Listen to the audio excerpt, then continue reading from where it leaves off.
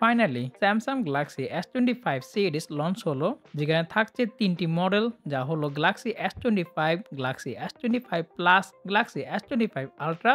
ডিজাইনের দিক দিয়ে গ্যালাক্সি S25 সিরিজ দেখতে অনেকটা গ্যালাক্সি S24 সিরিজের মতন দেখায়। S25 সিরিজে থাকতেছে ক্যামেরা বাম, আর S25 আল্ট্রাতে তেমন একটা চেঞ্জেস আসে নাই S24 আল্ট্রার তুলনায়। কিছু চেঞ্জেস থাকছে, যেমন এবারে S25 আল্ট্রা চারকোনায় রাউন্ড শেপ করা হলো, যা S25 আল্ট্রাতে ছিল কিছুটা চারকোনা টাইপের। আর ওজনের দিক দিয়েও গ্যালাক্সি S25 আল্ট্রা S24 আল্ট্রার তুলনায় ৫ গ্রাম কম। এবারের S25 আল্ট্রাতে ব্যবহার করা হয়েছে gorilla glass আরমন 2।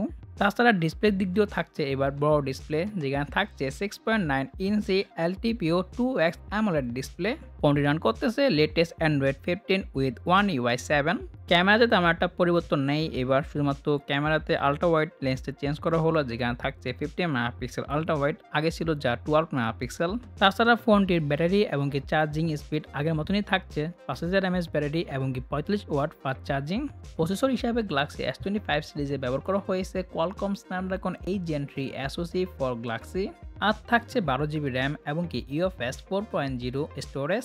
S25 ultra price ধরা হলো $1299, S25 এর প্রাইস হলো $799, আর S25 প্লাস এর দাম হলো $999। আপনি যদি এই মুহূর্তে গ্যালাক্সি S24 সিরিজ ইউজ করে থাকেন, তাহলে S25 সিরিজে আপগ্রেড করার প্রয়োজন নেই, কারণ তেমন একটা বড় কোনো চেঞ্জেস থাকছে না এবারে। কিন্তু আপনি যদি গ্যালাক্সি S22, S23 সিরিজের ফোন ইউজ করে থাকেন, তাহলে আপনি চাইলে আপগ্রেড করতে পারেন। সো আজকের এই ভিডিওটি এ পর্যন্তই। পরবর্তী কোন ফোনের ভিডিও বা রিভিউ চান তা জানাতে পারেন কমেন্টে। সো আজকের জন্য বিদায় নিচ্ছি। আমি শাহাদ হোসেন সজীব, শাহাদ স্টুডিও থেকে। আল্লাহ হাফেজ।